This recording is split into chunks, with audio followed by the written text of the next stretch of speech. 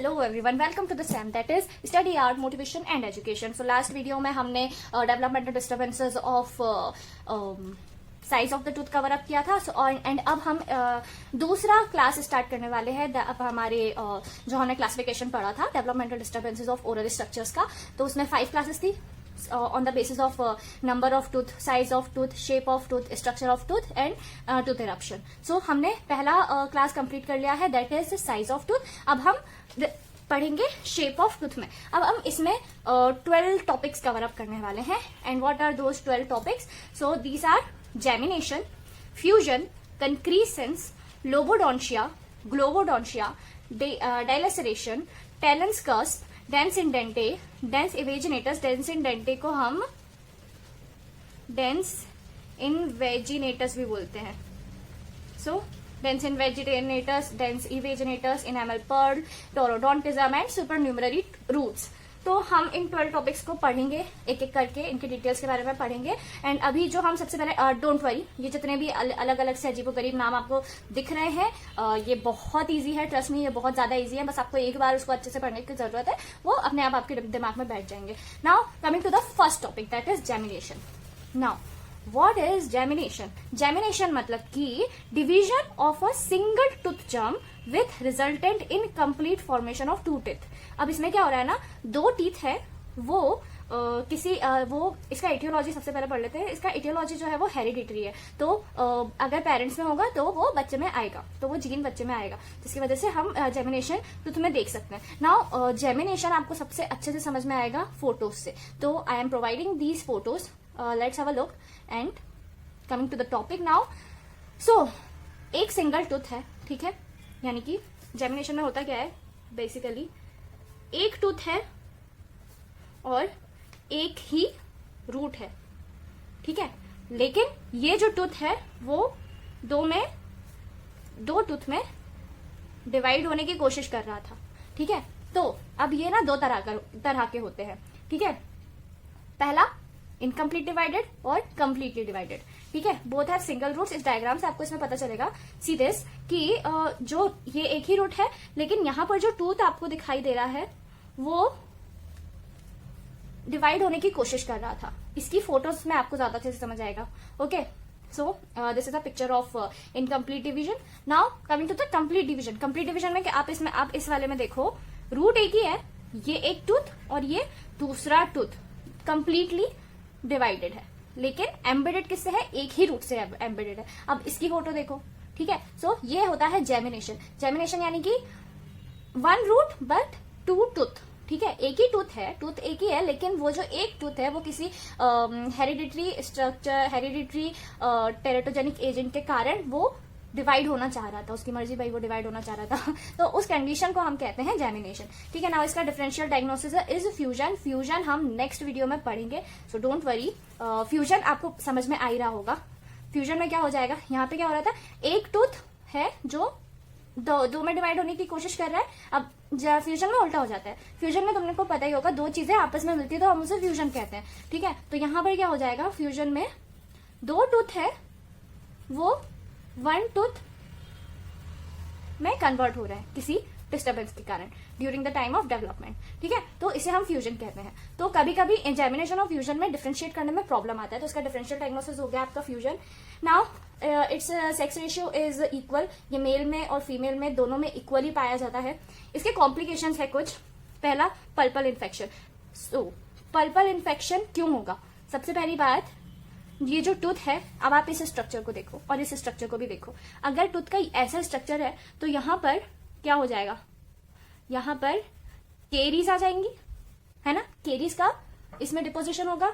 अब यहां देखो, एक तो ये पार्ट पे केरीज आएंगी, इस वाले पार्ट पर केरीज आ जाएंगी, यहां भी केरीज आ जाएंगी। मतलब कंप्लीटली डिवाइडेड में तो बहुत सारी जगह जहां पे केरीज का डिपोजिशन बहुत ज्यादा होगा, ठीक है। तो केरीज अगर ज्यादा होंगी तो क्या होगा, पल्पल इन्फेक्शन बढ़ जाएगा, ठीक है। अब अगर ये हुआ तो जो ऑक्लूजन होता है, जो टूथ जो है वो परफेक्टली एक दूसरे पर बैठते हैं, वो जो ऑक्लूजन होगा वो बिगड़ जाएगा, तो उसे हम कहेंगे मालक्लूजन, ठीक है। और पेरियोडोंटल पैथोसिस हो सकता है, ठीक है। So this is the thing, ये हो गया हमारा gemination. Now what is fusion? For example development के टाइम पर जब बेबी का डेवलपमेंट हो रहा था तो किसी फिजिकल, इसका एटियोलॉजी जो है वो है फिजिकल फोर्स और या फिर किसी प्रेशर के कारण, ठीक है। तो कुछ फिजिकल फोर्स या प्रेशर के कारण डेवलपमेंट के टाइम पे क्या हुआ कि जो दो टूथ अलग अलग डेवलप हो रहे थे, जो दो टूथ अलग अलग डेवलप हो रहे थे वो फ्यूज हो गए और वन लार्ज टूथ में कन्वर्ट हो गया। नाउ इसका डिफरेंशियल डायग्नोसिस क्या हो सकता है? वन लार्ज टूथ यानी कि मैक्रोडोंशिया और फ्यूजन में आप कंफ्यूज हो सकते हो। मैंने जब मैक्रोडोंशिया आपको पढ़ाया था तब मैंने उसके डिफरेंशियल डायग्नोसिस में आपको बताया भी था कि जो इसका मैक्रोडोंशिया का जो डिफरेंशियल डायग्नोसिस है उसमें फ्यूजन आता है। अब वो क्यों आता है ये आपको अब समझ में आ गया होगा, ठीक है। तो अब ये भी दो तरह के होते हैं। जर्मिनेशन में हमने देखा था कंप्लीटली और इनकम्प्लीटली, यहाँ पर भी दो तरह के होते हैं, कंप्लीटली फ्यूज्ड और इनकम्प्लीटली फ्यूज्ड। अब कंप्लीटली फ्यूज्ड क्यों होता है और इनकम्प्लीटली फ्यूज्ड क्यों होता है वो देखते हैं, क्योंकि ये वाला चीज इंपॉर्टेंट है। कंप्लीटली फ्यूज्ड क्या होगा, कब होगा? जब बेबी का डेवलपमेंट हो रहा था उसी टाइम अगर कॉन्टेक्ट हुआ है किसी फिजिकल फोर्स या प्रेशर की वजह से, तो कैल्सिफिकेशन तो उस टाइम पे हुआ नहीं होगा। तो बिफोर कैल्सिफिकेशन हुआ है अगर कॉन्टेक्ट, तो जो क्राउन होगा वो कंप्लीटली फ्यूज्ड हो जाएगा और एक लार्ज टूथ फॉर्म कर लेगा, ठीक है। नाउ इनकम्प्लीट फ्यूजन में क्या होगा, जो फ्यूजन है वो जो कॉन्टेक्ट है वो लेट हुआ है, यानी कि क्राउन का फॉर्मेशन हो चुका है, कैल्सिफिकेशन हो चुका है, लेकिन रूट्स का डेवलपमेंट बाकी था। तो किसी फिजिकल प्रेशर या फिर फिजिकल फोर्स की वजह से जब वो कांटेक्ट में आए तो जो रूट्स है उनका फ्यूजन हो गया, ठीक है। तो इनकम्प्लीट में क्या होगा, इनकम्प्लीट में ये होगा कि एक आपका ये टूथ हो गया, एक आपका ये टूथ हो गया, लेकिन इनकी जो रूट है वो सेम है, ठीक है। इनकी जो रूट है वो सेम है, तो इसको हम कहते हैं इनकम्प्लीटली फ्यूज्ड। तो इनकी रूट एक ही होगी। तो ये हो गया आपका completely and incompletely fused. Now coming to the causes. Causes में क्या होगा, दिस इज आवर कॉजेस। तो ये जो ज्यादातर ना डेसिडियस टूथ में देखने को मिलता है, ठीक है। अगर डेसिडियस टूथ की कंडीशन में अगर फ्यूजन हो रहा है तो जब परमानेंट टूथ जो है जब वो आने वाला होगा लेकिन वो नहीं आ पाएगा because of this condition at the time of primary tooth, okay. तो प्राइमरी टूथ के टाइम पर अगर फ्यूजन देखने को मिलता है तो सेकेंडरी टूथ जो है वो इरप्ट हो ही नहीं पाएगा। डेंटल कैरीज ऑब्वियस सी बात है, डेंटल कैरीज ज्यादा दिखने लगेंगी, ठीक है। Reduced number of tooth, obviously अगर दो टूथ फ्यूज हो गए हैं तो वो तो नंबर तो जो टूथ का जो नंबर है वो तो कम हो ही जाएगा, 32 में से 31 टूथ ही बचेंगे, है ना। नाउ परमानेंट टूथ मे गेट एब्सेंट, ये मैंने बता दिया। It may occur between normal and super numeral tooth, जैसे कि नीजोडेंस और डिस्टोमोलर्स। इसका फोटो मैं आपको दिखा देती हूँ तो आपको ज्यादा अच्छे समझ में आएगा। एंड इसका ट्रीटमेंट क्या होगा, इसका ट्रीटमेंट आपको एंडोडोंटिक ट्रीटमेंट कराना पड़ेगा उसके लिए। सो this is it, this is all about fusion and I hope आपको अच्छे से समझ में आया हो। इंक्रीसेंस आपको थोड़ा सा फ्यूजन जैसा लगेगा, क्यों उसके बारे में ऑब्वियसली हम पढ़ेंगे ना। कंक्रीसेंस से सबसे पहले मैं जो बात बताने वाली हूँ वो याद रखने का है, वो बहुत इंपॉर्टेंट है क्योंकि, ठीक है। कंक्रीसेंस का सी लो, ठीक है।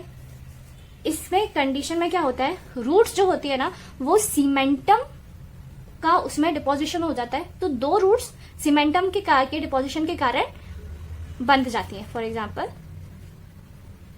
दीज आर योर रूट्स, ठीक है। और यहां पर ये हो गया आपका सीमेंटम का डिपोजिशन, तो ये दोनों रूट्स उसके थ्रू बंध गई हैं, तो इस कंडीशन को हम कहते हैं कंक्रीसेंस।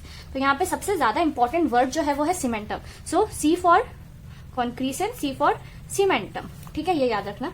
नाउ इसको हम फॉल्स जेमिनेशन भी बोल सकते हैं, इसको हम फॉर्म ऑफ फ्यूजन भी बोल सकते हैं, बट कंक्रीसेंस यानी कि प्रेजेंस ऑफ सीमेंटम, ये याद रखना, ठीक है। नाउ अब ये कब होगा, ये मेनली रूट फॉर्मेशन के टाइम पर ही आपको देखने को मिलेगा, जब रूट फॉर्मेशन कंप्लीट हो चुका है, ठीक है। Root formation is completely done और उसके बाद सीमेंटम का डिस्पोजिशन हुआ, तो ये तब होगा, ठीक है।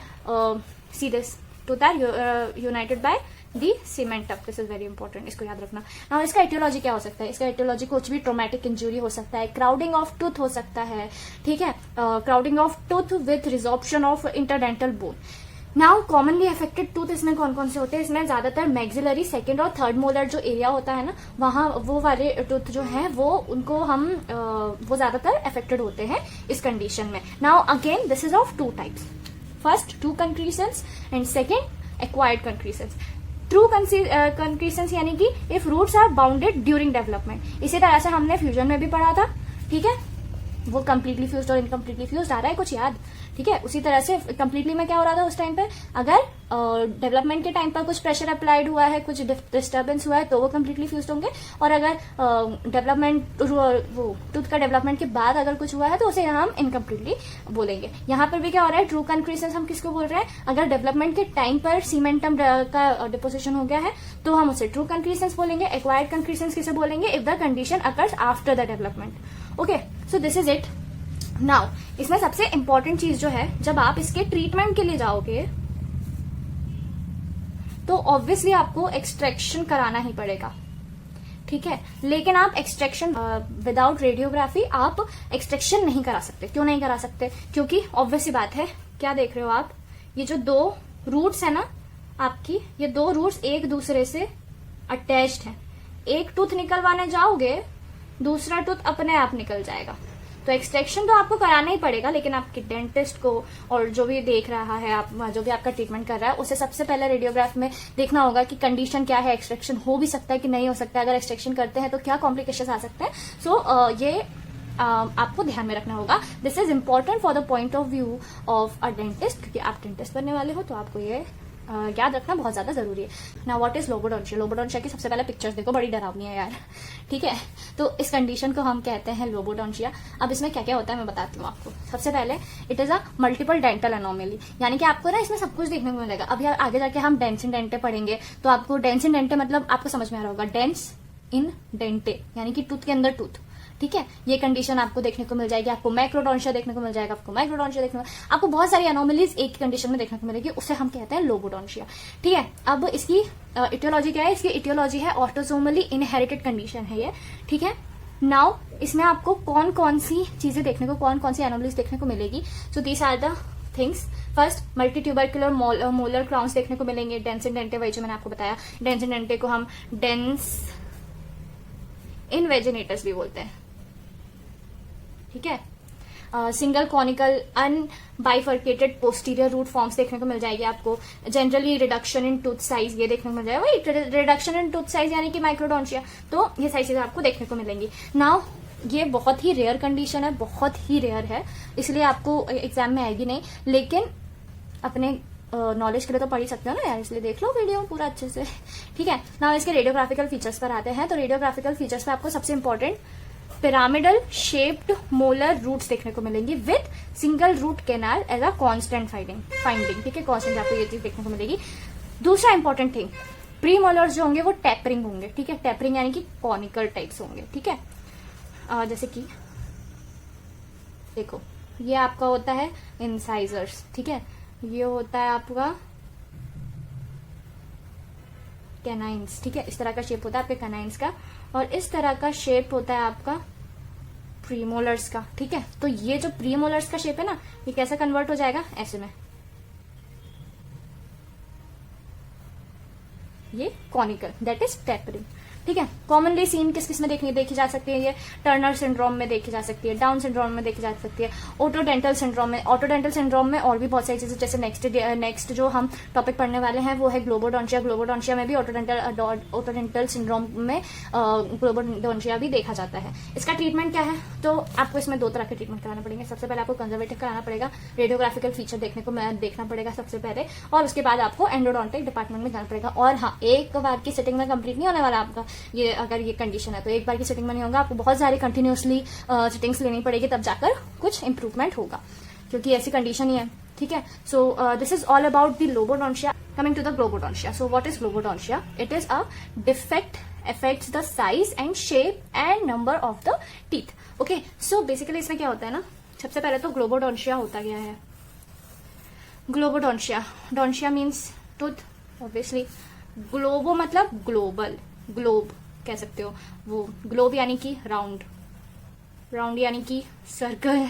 Okay, so it is basically happen in the tooth has become in a globe shaped. अगर मैं बहुत ज्यादा इजी वे में समझाऊं तो ये हमारा मोलर है. Okay, this is our molar. In molars we have fossas and cusp and ridges.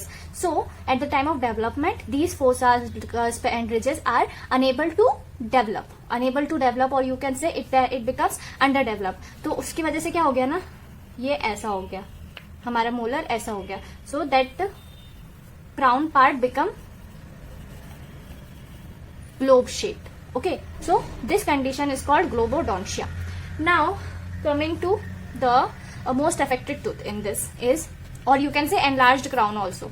Or so the most affected tooth in this condition is primary canine, primary molar and permanent molar. Okay, so ये याद रखना, primary canine, primary molar and permanent molar. Mostly ये molars में ही देखा जाता है. Okay, next is mainly posterior tooth इसमें इफेक्ट होता है. I hope you know what are anterior tooths and what are posterior tooths. Mainly anterior tooths are canine and incisors and posterior tooths are molars and premolars. Okay, now the mainly posterior tooth affects, यानी कि ये जो posterior tooth हैं वो affect जो ज्यादा होते हैं, fused हो जाते हैं, malformed होते हैं with almost no discernible cusp and grooves, which I have already discussed with you. Okay, now incisors इसमें affect नहीं होते. Okay, इसमें बिल्कुल ध्यान रखना, incisors are the exception. इसमें इंसाइजर को छोड़कर कुछ भी बाकी इंसाइजर्स को छोड़ के मोलर्स हो, प्री मोलर्स हो, कैनाइन्स हो, ये इफेक्ट हो सकते हैं. ठीक है, as we have seen in this, primary canine affected है, प्राइमरी मोलर अफेक्टेड है, परमानेंट मोलर अफेक्टेड है. मेनली मोलर्स ही अफेक्ट होते हैं. Sometimes in some conditions canines affect हो सकते हैं, प्री मोलर्स भी अफेक्ट हो सकते हैं, बट इन समटाइम्स और they are in rare cases. But most of the cases में मोलर्स अफेक्ट होते हैं एंड कोई से भी केस में इंसाइजर अफेक्ट नहीं होता. ओके, तो ये ध्यान रखना because it is a very important point. Now इसमें डेसिडुअस टीथ जो होते हैं वो सीवियरली अफेक्ट होते हैं as compare to the permanent tooth. Now globodontia is a pathognomonic feature of otodental syndrome. Okay, so otodental syndrome इसके साथ साथ लोबोडोंशिया भी एसोसिएटेड है. और मैंने इससे पहले भी आपको लोबोडोंशिया का जब हम कवर अप कर रहे थे तब मैंने आपको बताया था कि otodental syndrome is also associated with globodontia. So if you see the picture of globodontia you will get to know what is this. Now the other components is sensorineural frequency जो है वो बढ़ जाएगा, हेरिडिटी लॉस हो सकता है और ocular कोलोबॉम हो सकता है. Now what is ocular coloboma? It is a hole in one structure of the eye, in any one structure of the eyes. कौन कौन से स्ट्रक्चर्स हो सकते हैं? वो आइरिस हो गया, रेटिना कोरॉइड और ऑप्टिक डिस्क. ठीक है, इनमें से किसी भी एक स्ट्रक्चर में होल हो सकता है, उसे हम बोलते हैं ऑक्यूलर कोलोबॉम. ठीक है, नाउ ऑक्यूलर कोलोबॉम का आप तो पिक्चर देखिए, इससे आपको ज्यादा जल्दी समझ में आएगा. Okay, now get back to the globodontia. इसका ट्रीटमेंट क्या है? It is the last point. So its treatment is tooth extraction. Okay, orthodontic treatment हो सकता है और इस ऑर्थोडोंटिक ट्रीटमेंट में भी आपको रेगुलर फॉलोअप्स की जरूरत होगी क्योंकि see the condition you have seen in the picture that the tooths are very irregular, there is no occlusion, caries बहुत ज्यादा हो सकती है. So it is important for a regular followup. Okay, so this is all about globodontia. So dilaceration simply means it's an angulation or a sharp bend or a curve in root or crown. Root और crown किसी में भी कुछ angulation हो सकता है या कुछ sharp bend हो सकता है या कोई curve बन सकता है. Okay, for example, this is our molar वाला. ठीक है, तो ये जो root part है ये जो है वो bend हो जाएगा. Okay, like this. Okay, so it's you can see the picture, ज्यादा अच्छे से समझ में आएगा. डायग्राम तो मेरे से बन नहीं रहा. ओके, सो इसका इटियोलॉजी क्या है? मोस्टली ये जो है वो किसी ट्रॉमा की वजह से ही होता है, जिसकी वजह से कैल्सिफाइड पोर्शन में कुछ इफेक्ट्स आते हैं, जिसकी वजह से ये एनोमली होती है. ठीक है, now position of the curve. ये पोजीशन ऑफ द कर्व कहाँ हो सकती है? ये कर्व जो है वो रूट और क्राउन के किसी भी पार्ट में कर्व आ सकता है, बट समटाइम्स और mostly it is in cervical portion. Okay, midway along with root. Okay, then even just at the apex of the root, that is this is our root and this is the apex of the root. Okay, so depending on the amount of root formed during the injury, ये इन तीनों में से कहीं पर भी हो सकता है. ये डिपेंड करता है कि आपका जब टूथ फॉर्म हो रहा था तो कौन सी स्टेज पर ट्रॉमा हुआ है. Okay, So it is commonly found in maxillary incisors. It is very important. It is mainly found in maxillary incisors. Now causes. Causes में क्या क्या हो सकता है, ये मैंने ब्लैंक छोड़ा है क्योंकि ये अपन खुद भी पता कर सकते हैं. फर्स्ट ऑफ ऑल, अगर टूथ पर हुआ है कर्व तो ऑब्वियसली केरीज एंड ऑक्लूजन होगा. ओके. और अगर रूट पे हुआ है तो दूसरी रूट जो होंगी उनको जगह नहीं मिल पाएगी. ठीक है, तो वो प्रॉब्लम हो सकता है. ठीक है, and we have to have the extraction for that. Now coming to the treatment, at the time of extraction we have to do the extraction in this anomaly. So हम in dilaceration condition we don't know what is the condition of the tooth. कौन सा bend है, tooth किस तरह से bended है, उसका root किस तरह से बेंडेड है. So it is very important कि एक्सट्रैक्शन करने से पहले हम उसके प्री ऑपरेटिव रेडियोग्राफ्स ले लें. ओके, प्री ऑपरेटिव रेडियोग्राफ्स लेने से क्या होगा, हमें कंडीशन पता चल जाएगी कि एक्सट्रैक्शन जरूरी है कि नहीं, एक्सट्रैक्शन हमें किस तरह से करना है. अगर हम एक्सट्रैक्शन करते हैं तो दूसरे टूथ को कोई इफेक्ट तो नहीं पड़ता. Okay, so these all are the important things we have which our dentist have to keep in mind. So this is it. This is dilaceration and talon's cusp. Okay, now what is talon cusp? इसे हम eagle's talon भी बोलते हैं. It is a very uncommon or it is a very rare case. Photo देखो, photo में समझ में आएगा. ओके, मैं तो ये भूल ही गई. So those who are new to the channel, we are covering a series of third year BDS curriculum oral pathology which is developmental disturbances of oral and paraoral structures. So coming to the talon cusp, अभी हम developmental disturbances of shape of the tooth देख रहे हैं जिसमें talon cusp is anomaly. So it projects lingually. This is very important that this forms in a lingual part. Okay, it is lingually यानी कि आपके mouth का वो part जो कि आपका जो टंग है उस साइड को फेस किया हुआ है, उसे हम लिंगुअली बोलते हैं. Okay, from the cingulum areas of maxillary and mandibular permanent incisors. Okay, now this is very important कि मैक्सिलरी या मैंडिबुलर परमानेंट इंसाइजर्स में ही ये पाया जाता है. Incisors is very important. Okay, और लिंगुअली एंड परमानेंट इंसाइजर्स, ये याद रखना. नाउ ये जो आप स्ट्रक्चर में देख रहे हो, इसमें ये जो एक्स्ट्रा पार्ट बना है ना ईगल्स टेलॉन जैसा, सो इट इज कंपोज्ड ऑफ, वैसे ही कंपोज्ड होता है जैसे नॉर्मल एक टीथ होता है with normal enamel and dentin and contains a horn of pulp tissue also. Now it causes obviously caries होंगी, ऑक्लूजल एकोमोडेशन होगा. ठीक है, now what is its pathogenesis, हुआ कैसे ये. So during the development of cingulum, ठीक है, during the development of cingulum some focal proliferation of tissues हुआ जिसकी वजह से ये टैलेंस कस्प हुआ है. Okay, now it is uncommon as I said and it is T shaped. ठीक है, तो ये T shaped is important which you have to write in an answer in your university exam if talent cusp का ऊपर आपको short note आता है तो. Now this is very important point that this anomaly is associated with one syndrome which is called Rubinstein-Tybee syndrome. Okay, Rubinstein-Tybee syndrome में क्या होता है, इसके बारे में हम डिटेल में अलग से वीडियो बना लेंगे. If you guys want that video you can comment on comment section. So Rubinstein-Tybee syndrome क्या होती है, इसमें ना डेवलपमेंटल रिटार्डेशन होता है, ब्रॉड थम्स हो जाते हैं एंड ग्रेट टोज हो जाते हैं, डिलेड और incomplete descent of testis in males. Okay, so these all are the key points of Rubinstein-Tybee syndrome. and Rubinstein-Tybee syndrome में talons cusp भी होता है. Obviously it is associated with this syndrome, so that's why. Now the coming to the treatment. Now treatment में क्या होता है, removal of cusp followed by endodontic therapy. इसमें आपको endodontic therapy करानी पड़ेगी और वो cusp को हटाना पड़ेगा. क्यों, क्योंकि ऑब्वियसली ऑक्लूजन बिगड़ रहा है उससे और केरीज ज्यादा हो रही हैं. सो this is all about talons cusp. Before that आपसे आपका एक्सटर्नल ना ये पूछ सकता है, बताओ व्हाट इज इनेमल नोड्यूल. और अगर तुम कंफ्यूज हो गए कि ये तो मैंने पढ़ा ही नहीं था, तो प्लीज कीप इन माइंड कि इनेमल पर्ल को इनेमलोमा भी बोलते हैं, इनेमल ड्रॉप भी बोलते हैं, इनेमल नोड्यूल भी बोलते हैं और इनेमल ग्लोब्यूल भी बोलते हैं. इनेमलोमा, ड्रॉप, नोड्यूल, ग्लोब्यूल. प्लीज इसे याद रखना क्योंकि ये ना वाइवा में क्या होता है ना, टीचर्स इनके ऑल्टरनेटिव नेम्स पूछ लेते हैं और फिर हमें याद ही नहीं रहता. हमें सिर्फ ये याद है हमने तो इनेमल पर्ल पढ़ा था. Okay, so this is it. Now coming to its definition, it is a heterotopic presence of enamel in the form of globule. Okay, अभी आपको ये पिक्चर देखो, पिक्चर देखने से ज्यादा अच्छे से समझ में आएगा कि यह आपका टूथ है और इसके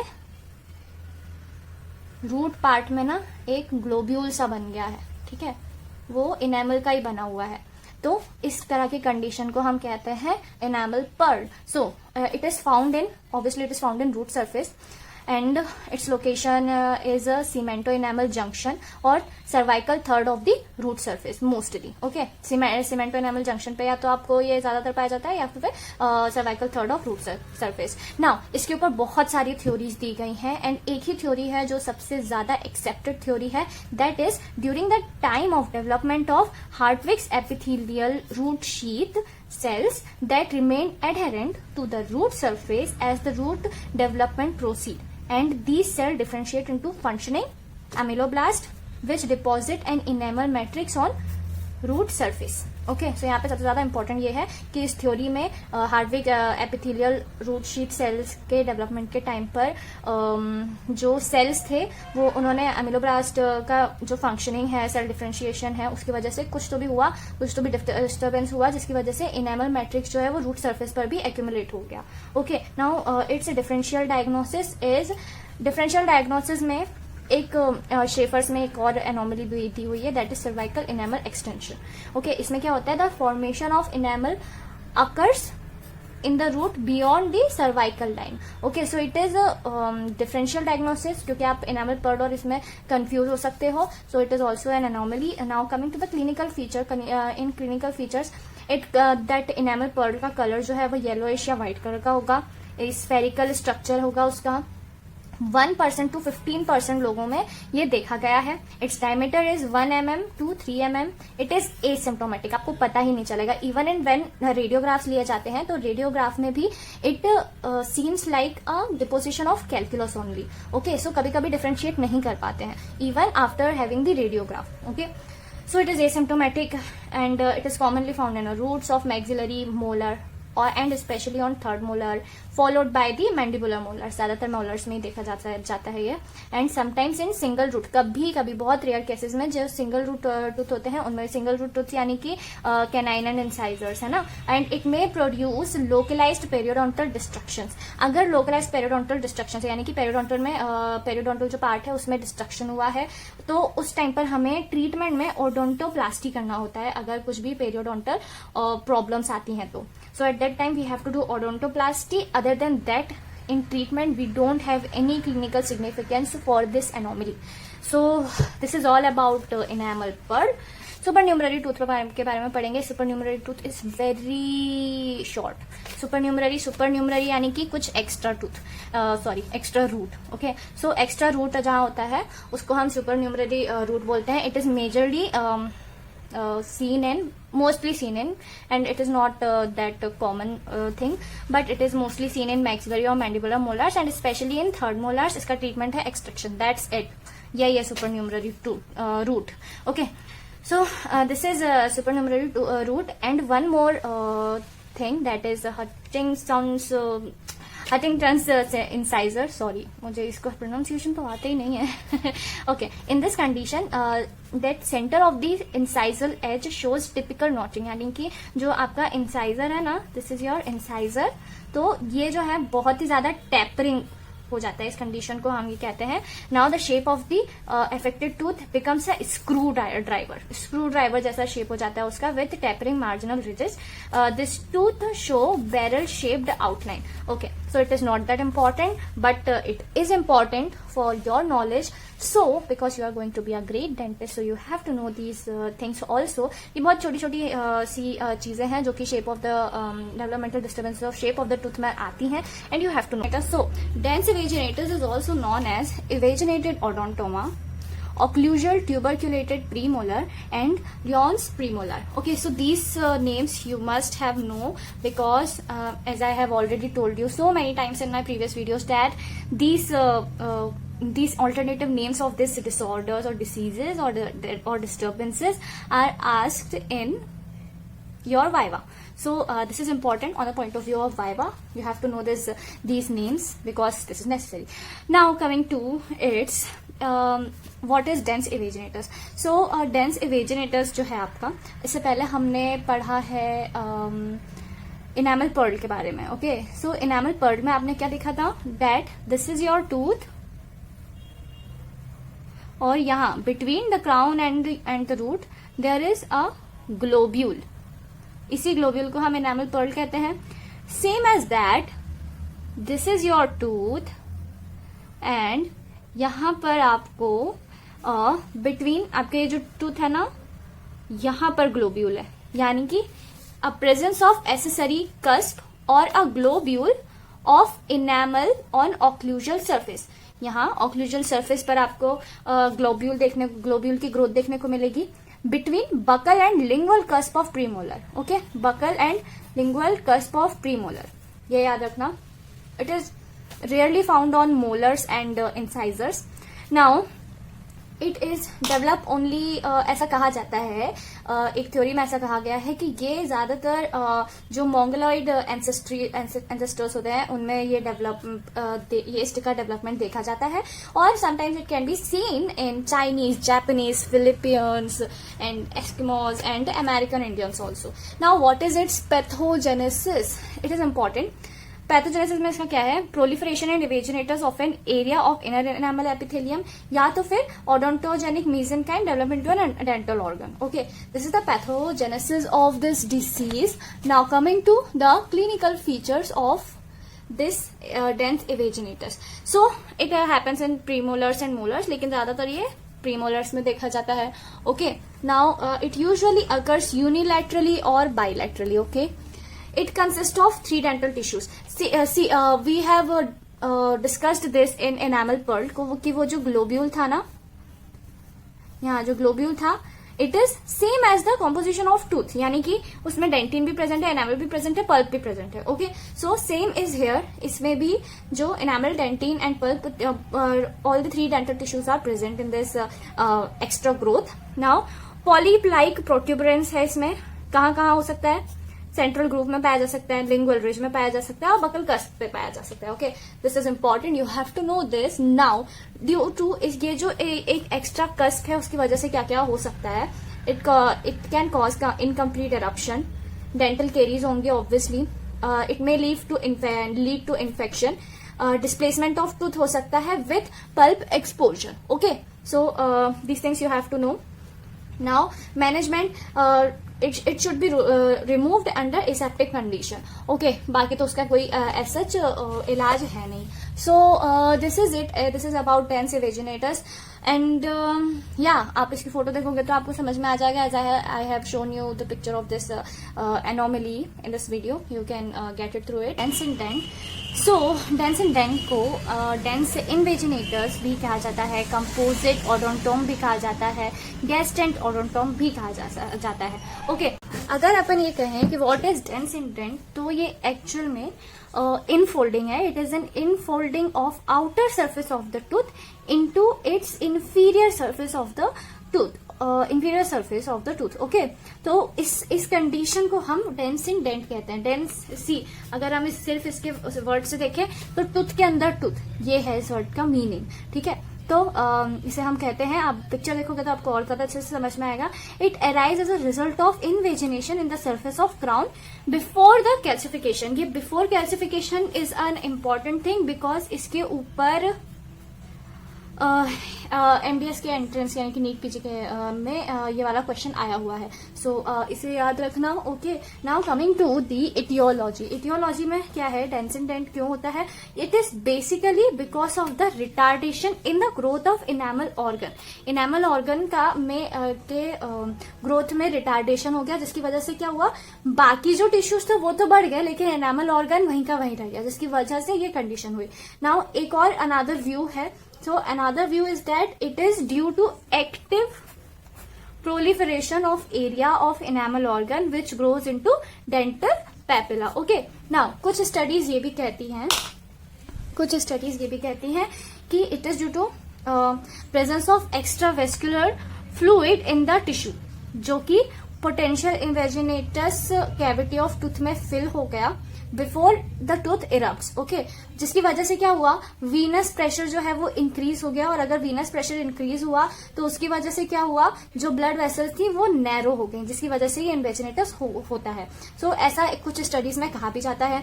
एंड ये भी है कि it also occurs due to infection of deciduous predecessors और ट्रॉमा और किसी भी प्रेशर की वजह से भी हो सकता है। जब टूथ ग्रो हो रहा होता है, अगर उस टाइम पे कुछ प्रेशर हो तो उसकी वजह से भी डेंस इन डेंट हो सकता है। Now coming to the classification, mainly इसके ना 2 क्लासिफिकेशन है। First is coronal type and second is radicular type. It is mainly of 2 types, coronal, C for coronal, C for crown, ठीक है, ये याद रखना, एंड R for radicular, R for root, ठीक है। ये कोरोनल और रेडिकुलर आपको बहुत सारी कई अलग अलग जगहों में भी आपको देखने को पढ़ने को मिलेगा। सो मेनली कोरोनल डेंस इन्वेजिनेटस में क्या होता है कि infolding of enamel organ into dental papilla, ठीक है, इनेमल ऑर्गन डेंटल पेपिला में इनफोल्ड हो जाता है, which results into fold into hard tissues. Okay, it is characterized by enamel lining the fold and covering the dentine peripheral. Okay, now coming to the radicular. Radicular में क्या होता है, Hardwick's epithelial root sheath जो है, it is enfolding into accentuation of longitudinal root grooves. Okay, now it is lined by cementum. This is an important point. Coming to the clinical features, clinical features को हमने mainly दो इसमें divide किया है। First is mild form, second is severe form. Now before coming to mild and severe form, हम पहले पढ़ेंगे कि जो सबसे इंपॉर्टेंट जो है वो क्लिनिकल फीचर ये है कि मोस्ट कॉमनली टूथ कौन सा इन्वॉल्व होता है, क्योंकि इसके ऊपर क्वेश्चन पूछा जाता है। So the most commonly involve tooth is permanent maxillary lateral incisor and central incisor, ठीक है।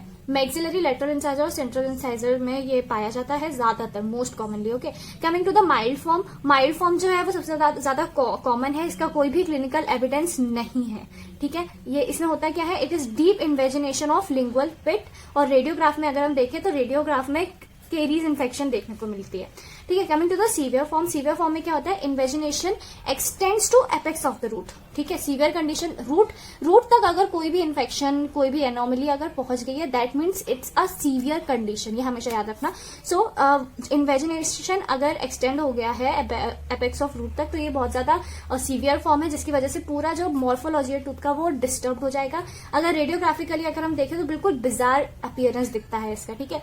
Coming to the histopath, histopath में सबसे इंपॉर्टेंट पॉइंट आपका एक ही है, and that is enamel lining which is poorly mineralised और sometimes it is absent. Okay, coming to the management part, so in management tooth should be restored prophylactically. Okay, so this is all about dents in dent, molar incisor malformation, MIM. So इसके बारे में shepherds में एक छोटा सा box बना के दिया हुआ है, but I find it to be very interesting and to be important for your knowledge. So I am going to cover this topic also in developmental disturbances of shape of the tooth, because we are covering that. So coming to this, it is also called molar root incisor malformation. So इससे हम क्या समझ सकते हैं, molar tooth का नाम, incisor tooth का नाम, मालफॉर्मेशन यानी कि उसका जो फॉर्मेशन है वो अच्छे से नहीं हो पाया है, ठीक है। तो ज्यादातर इफेक्टेड टूथ कौन से रहेंगे इसमें, हम बोल ही रहे हैं मोलर एंड इंसाइजर्स। तो permanent first molar, deciduous second molar ज्यादातर इसमें क्या होते हैं, इफेक्टेड होते हैं। ओके, सो परमानेंट फर्स्ट मोलर और डेसिडियस सेकंड मोलर को हम कैरेक्टराइज कैसे करेंगे, तो the crown with constricted cervical region, short होंगे, स्लेंडर होंगे और नैरो रूट्स होंगी इनकी, ठीक है, मोलर्स की। Now coming to the incisors, तो इसमें ज्यादातर permanent maxillary central incisor affected होता है। इसमें हम क्या क्या देख पाएंगे, इसमें सीवियर कॉन्स्ट्रिक्शन होता है, ठीक है, hypoplastic enamel not with near cervical region. So this is a characteristic of permanent maxillary incisor. तो कितने टूथ अफेक्टेड है इसमें, permanent first molar, deciduous second molar and permanent maxillary central incisor. Okay, तो ये 3 याद रखना, ये 3 इंपॉर्टेंट है। Now this anomaly is associated with medical conditions में अगर हम बोलें तो मेडिकल कंडीशंस में ये मेनिंजियोमाइलोसिल के साथ एसोसिएटेड है। इन सारी डिसीजेस जो मैं आपको बताने वाली हूँ, इन सारी डिसीजेस में आपको मोलर इंसाइजर मालफॉर्मेशन देखने को मिलेगा। तो मेडिकल कंडीशन में मेनिंजाइटिस से भी it is associated with renal disease, premature birth, low birth weight, इन सारी कंडीशंस में आपको MIM देखने को मिल जाएगा। डेंटल कंडीशंस की अगर बात करें तो इन डेंटल कंडीशंस आपको infection, earlier exfoliation and poor incisor aesthetics में आपको ये MIM देखने को मिलेगा। सो this is about molar incisor malformation. कुछ ज्यादा डिटेल में नहीं है इसके बारे में, लेकिन आपको पता होना चाहिए कि MIM होता क्या है, और सबसे ज्यादा तो आपको ये पता होना चाहिए कि ये कौन कौन से टूथ में होता है। तो अभी मैं फिर से रिवाइज कराती हूँ। It is happens in permanent first molar, deciduous second molar and permanent maxillary central incisor. ये याद रखना ये कौन कौन से टूथ में होते हैं, क्योंकि ये इंपॉर्टेंट है। So that's it about MIM। Next video में हम दूसरा टॉपिक कवर करेंगे। Till then thank you so much for watching.